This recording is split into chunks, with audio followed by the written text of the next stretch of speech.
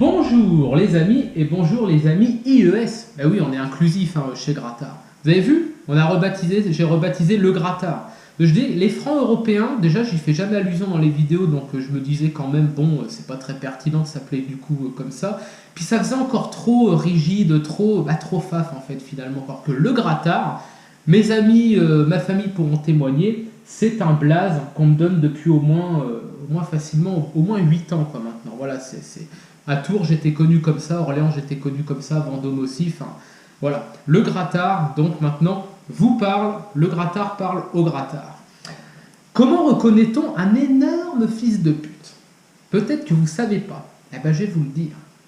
C'est un mec, il vous parle de géopolitique, il vous dit que les races, ça n'existe pas, voilà, l'européen, ça n'existe pas. Il vous parle de christianisme et d'islam.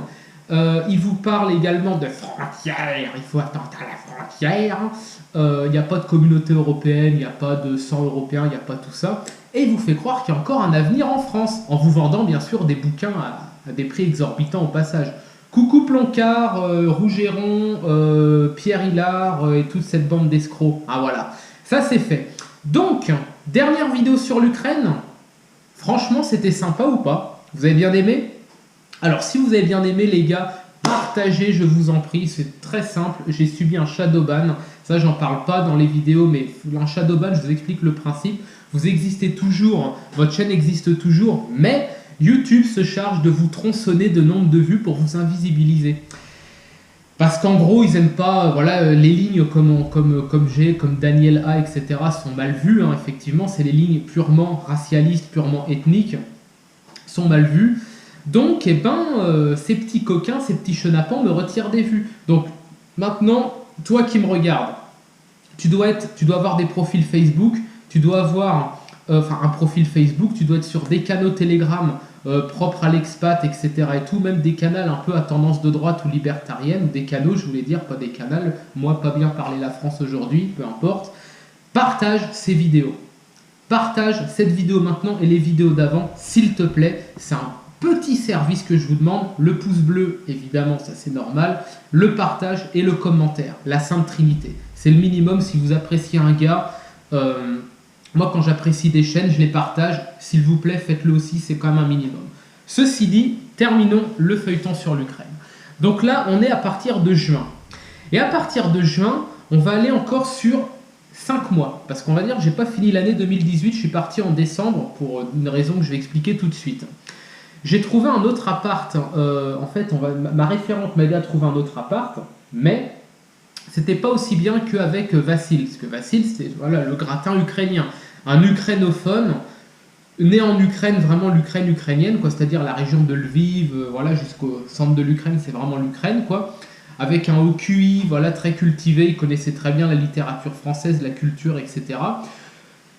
Alors le deuxième appart que j'ai eu, c'était pas tout à fait pareil. On va dire j'étais en coloc, bon c'était des gens du boulot quand même, mais c'était un gopnik russophone. Bon, voilà, j'insiste vraiment, les gens me disent, Boris t'exagères quand même quand tu tapes sur la russophonie, etc. et tout. Alors je vous ai déjà expliqué, la russophonie en Russie, oui, la russophonie en Ukraine, en Biélorussie, non. Faut pas oublier que ces gens sont des descendants de Prolokassos que Staline a amené après avoir exterminé les vraies populations locales.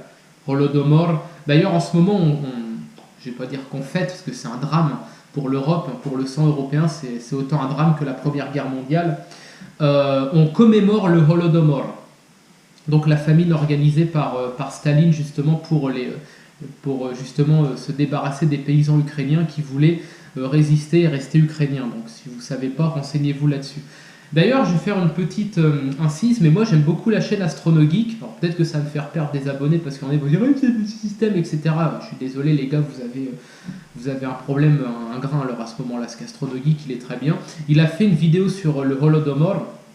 Il avait organisé une cagnotte justement pour aider les Ukrainiens, l'Ukraine. Il a réussi à récolter 9000 €, donc bon, il a beaucoup de visibilité, hein, il a presque 800 000 abonnés. Donc effectivement, il a réussi à apporter un soutien logistique aux gens là-bas. Donc bon, il verra, je pense, jamais la vidéo, mais Arnaud, bon, on te remercie tous pour ce que tu as fait.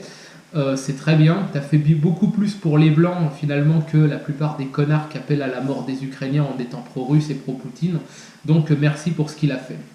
Et renseignez-vous sur le Holodomor, c'est vraiment une partie de l'histoire européenne qu'il faut connaître. Donc, je me retrouve en coloc avec ce mec, donc vraiment pas méchant, mais complètement stupide et vraiment des repères culturels absolument inexistants, quoi. Donc c'est le genre à faire du bruit, à pas bien ranger, enfin voilà, des genres comme ça, quoi. Mais encore une fois, pas méchant, hein, voilà, je veux dire, ça m'empêchait pas d'y parler, etc. et tout, mais bon, un gros manque de discrétion, quoi. Et je me rends compte qu'en fait, au boulot, c'est pas top, c'est-à-dire que moi, je parle plusieurs langues. Les autres n'en parlent qu'une et en fait on reçoit à peu près la même paye et moi je trouvais que c'était quand même abusé, j'aurais dû être payé quand même 2 fois plus quoi. Donc je leur dis je vais m'en aller en fait. Je vais m'en aller, Ira elle est là, elle me dit bah bon Boris mais je croyais que t'aimais bien et tout. Je fais bah oui j'aime bien mais bon j'ai pas mon appart, je mets pas assez d'argent de côté. Rototo, on est chez Grattard, c'est normal. Je mets pas assez d'argent de côté pour pouvoir faire vraiment ma vie, etc. Ça ne m'intéresse plus de continuer à vivre dans un pays que j'aimerais vraiment bouffer à pleines dents sans en avoir les moyens. Ça me fait chier. Je dis, ça me frustre concrètement. Et elle me dit, bah, je comprends, écoute, donc on va te préparer la fin de contrat et tout ça. Donc là, on est mi-décembre. Donc quand je commence à lui annoncer ça et puis que donc je retournerai en France fin décembre. C'est pour ça aussi que je ne recommande pas l'Ukraine à l'installation. Pour faire de l'argent, c'est quand même compliqué, sauf si on bosse avec des boîtes de l'étranger, et encore, ça va dépendre. Et problème de stabilité économique, c'est pas top. Manque d'unité culturelle, manque d'unité identitaire. Toute la partie Est, hein, ils savent vraiment, ces gens ne savent pas qui ils sont, parce que bon, on défend un discours pro-blanc, mais on arrive à se raccrocher à nos repères culturels respectifs. Par exemple, moi en tant que Français, je me raccroche à des repères culturels français, puis maintenant de plus en plus polonais, parce que je vis en Pologne depuis 3 ans. Mais eux, il faut comprendre une chose, à l'extrême Est, c'est à peu près 20% du territoire, ils ne savent pas qui ils sont. Ils ne savent pas à quel repère se raccrocher, soit la Russie, soit l'Ukraine, parce que c'est les descendants des gens justement qui se sont fait affamer, qui se sont fait exterminer par la famine. Donc en fait, en ce moment, il faut savoir une chose, c'est qu'avec le conflit qui se passe, ils changent d'avis limite toutes les semaines, quoi. Ils savent pas qui ils sont, c'est vraiment un drame. C'est pour ça aussi que je défends également les identités particulières. Je suis pas idiot au point de dire que tous les peuples européens ont les mêmes repères culturels. On vient du même sang, ça c'est clair, on vient de la même souche, l'aplogroupe R1A, R1B, ça c'est clair. Donc là, c'est un petit fuck aux chauvinistes et aux patriotards de merde anti-Bosch et anti-Rosebif qu'on a en France. Mais on a quand même des petites nuances culturelles qu'il ne faut pas oublier, qu'il faut justement chérir, qu'il faut protéger. C'est ce qui fait la richesse, la vraie, de l'Europe. Donc là, on va embrayer sur un épisode que j'avais envie de vous raconter parce que c'est vraiment une tranche de vie à l'ukrainienne, comme peut-être vous en entendrez jamais. Il se trouve que j'étais en lien avec l'université de Lviv. Et cette université, donc justement, avait proposé un camp d'été. J'aime bien le nom déjà, c'était marrant, pour que des Ukrainiens et des Ukrainiennes, donc des étudiants et des étudiantes, puissent faire une découverte de la langue française, un peu en mode tranquillou, en mode pépère, quoi, en mode un peu à l'amical, tout en étant dans un cadre vraiment idéal, c'est-à-dire qu'on était dans un vieux monastère, enfin vieux, pas vieux comme on a en France. En France, on a des trucs du XIIe siècle, là c'est un monastère plutôt du XVIIe ou XVIIIe siècle, mais ça n'empêche pas que c'est magnifique. Et peut-être que j'ai encore des vidéos de cette époque, parce que je filmais pas, hein, quasiment quand j'étais en Ukraine, je filmais très peu. Et donc c'était vraiment c'était vraiment beau en fait, c'était sympa, c'était bucolique, c'était vraiment charmant comme endroit, quoi. Et on arrive tous là-bas, on est au mois de juin donc, ou juillet, je sais plus, enfin début de l'été, il fait pas encore chaud au point où c'est insupportable, il fait une chaleur vraiment agréable, un peu comme au printemps. Et donc on fait un peu connaissance et je me rends compte qu'il y a un Français, qui est un bon Français d'ailleurs, hein, voilà, j'y fais une dédicace, et un Américain qui est aussi un bon Américain, donc plutôt Trumpiste, etc. Enfin bon, le bon gars, quoi. Et donc on commence à sympathiser, et plus ça va, plus il y a vraiment un petit côté esprit de groupe qui se forme. Moi, le côté déconneur est un peu borderline, l'autre Français, le côté un petit peu organisé, un peu bobo, mais pas négatif, positif pour le coup, et l'Américain, le côté un peu redneck éduqué en fait. vraiment la Dream Team. Et notre boulot, c'était quoi? C'était de passer nos journées à bouffer des spécialités ukrainiennes à la cantine et à enseigner de manière amusante le français aux étudiants. Je vous laisse imaginer que si on me payait pour faire ça à vie, mais je signe tout de suite, c'était excellent. Et comment vous dire? Les étudiants n'avaient pas tous le même niveau. Il y avait des étudiants qui connaissaient un peu l'ukrainien, d'autres qui le connaissaient très bien et d'autres qui étaient quasiment déjà bilingues. Donc en fait, les activités forcément n'étaient pas les mêmes. Elles étaient adaptées en fonction de leur niveau. Et moi, j'avais ceux qui ne connaissaient pas du tout. Donc c'était pas simple, c'était pas évident, mais on a réussi quand même à faire quelques petits trucs sympas. Et comment vous dire, je leur ai appris la chanson au 31 du mois d'août, que vous devez connaître, je pense. Hein, si vous connaissez un peu la culture tradie française, ça vous connaissez, je pense. Et je leur ai appris ça. Et à la fin, ils ont organisé une chorale où ils ont tous chanté justement devant moi parce que ils étaient tellement contents de rencontrer entre guillemets un vrai Français qui leur parle vraiment de la France comme ce que c'est, comme ce que ça devrait être en réalité. Hein, voilà. Et donc ils m'ont fait une petite chorale à la fin pour me remercier de ça. Et c'était vraiment charmant, quoi, tout simplement, c'était vraiment charmant. Également, j'ai fait la connaissance là-bas de Irina. Mais elles s'appellent toutes Irina, les darons là-bas, c'est un truc de fou en Ukraine, quoi. C'est le nom, toutes les Polonaises s'appellent Karolina ou alors Małgorzata. Et en Ukraine, c'est toutes des Irina, qui donc est une prof de français ukrainienne, qui parle un français presque impeccable, il y a un léger accent, mais c'est vraiment anecdotique. Et comment vous dire qu'elle a dû supporter ma connerie et puis mon côté vraiment turbulent, parce que là j'essaye de me retenir en vidéo, mais je pense que vous le sentez un peu. Moi on me tient pas en place, quoi. C'est n'importe quoi. Et en gros ce qui s'est passé, c'est qu'un jour on sort du monastère avec les gars et je leur dis, moi je parle un peu ukrainien et si vous voulez on va un peu se balader dans le village, parce qu'au départ il n'y a pas qu'un monastère, il y avait aussi un petit village à côté, adjacent. On se balade un peu. Et on tombe sur un genre de rond-point, je dis un genre parce que bon, c'est un genre de plot en béton planté au milieu des chemins de terre, quoi. Parce que là, quand on est dans des chemins, c'est comme en France, quoi. La campagne française, c'est des fois il y a des chemins de terre et quand tu as 3 brouettes, il n'y a pas forcément de grosses infrastructures. Là-bas, c'était la même. Avec un promontoire et une sculpture et avec écrit en ukrainien en dessous le nom du gars qui avait fondé le petit village. Et donc, moi, j'explique au gars ce qui est marqué.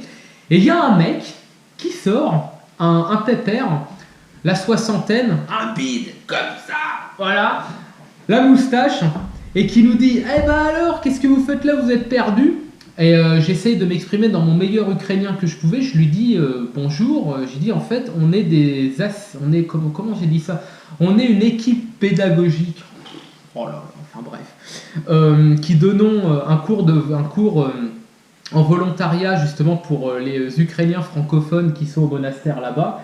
Et on reste 2 semaines. Le gars me dit, vous êtes français, américain, je vous invite à la maison. Oh là là là là. Alors là, les deux, ils ont senti l'embrouille. Ils m'ont dit, à mon avis, on va pas ressortir avant cette nuit. J'ai dit, je vais essayer de négocier. Je dis, 5 minutes? Il me fait, oh ouais, 5 minutes, histoire de causer comme ça. Ah oui, 5 minutes. Oh la vache. On arrive là-dedans. Sympa la maison, hein. C'était un mec qui faisait tout en fait lui-même. Il avait ses œufs, il faisait son pain, il faisait même son alcool et tout, la horilka comme on dit en ukrainien. On dit pas vodka, même si c'est la même recette, on dit horilka. Le mot ukrainien c'est horilka. Horilka, j'arrive même plus à le dire, j'ai tellement plus l'habitude de parler ukrainien, enfin bref. Et on a descendu, en fait on est resté 3 heures. On a descendu à nous 4 3 bouteilles de horilka. Là c'était noir, ça c'était plus fonctionnel. Là c'était un peu fonctionnel. Oralement, il y avait beaucoup de tressautage, de tressautement, c'était pas très fonctionnel. On est sorti dans un état, il n'y avait pas de lumière, parce que bon, c'est la campagne, ils coupent la lumière la nuit. On a mis 3 quarts d'heure à rentrer, alors que le chemin, on l'avait fait en 20 minutes à l'aller. Les deux cons, ils ont vomi dans le caniveau. C'est normal, hein, je veux dire, là, fallait vraiment pimenter le retour, quoi. Je leur dis, les gars, c'est bon, on va rentrer discretos, personne savait qu'on était là, personne savait qu'on était parti, on était discret, il n'y a pas de problème. On arrive au monastère, la porte fermée. J'ai dit, merde, va falloir sonner. Va falloir que les autres nous voient dans cet état-là. Je dis, essayez d'avoir le moins l'air con possible parce que là, on va se faire tricard. Je toque. C'est Irina qui ouvre en chemise de nuit. Elle me regarde. Alors, elle a beau faire 1m55, clairement, on n'était pas fiers là. Qu'est-ce que vous avez fait, bande de cons? Elle nous dit ça en ukrainien. Moi, je comprenais, elle me parlait à moi, j'ai fait, mais j'ai dit, on s'est baladé un peu, on a rencontré un gars sympa, il nous a fait découvrir les spécialités. Elle me dit, ouais, je le vois à vos gueules, je le vois très bien. Allez vous coucher, et demain, vous avez intérêt d'être en forme. D'accord, je lui dis, c'est gentil. Et puis elle me dit, si vous refaites ça encore une fois pendant, elle me dit, je vous réexpédie à Lviv par le premier bus. Je fais, il n'y a pas de problème. On était morts de rire. On était morts de rire dans l'escalier. Il n'y en a pas un qui a dormi, le mal de crâne le lendemain, et on a quand même réussi à faire court. On rentre dans la queue, on rentre dans la comment ça s'appelle, dans le réfectoire, tous les étudiants qui se foutent de notre gueule, mais morts de rire, mais gentiment, mais en mode, ah c'est bon, vous avez bien apprécié l'Ukraine, les gars, quoi. Enfin bref, voilà, petite tranche de vie que je voulais vous partager. C'est le dernier épisode sur l'Ukraine, en espérant que ça vous ait plu. Encore une fois, partage, commentaire, like, la Sainte Trinité. Prenez soin de vous. Et si vous avez des questions à poser, posez-les en commentaire. J'y répondrai avec plaisir. Petit message pour les pro-russes. Je pense qu'ils vont faire des promotions sur le Xanax dans les pharmacies. C'est le Black Friday là. Pensez à aller vous fournir. Vous allez en avoir besoin, bande de tocards. Prenez soin de vous les gars.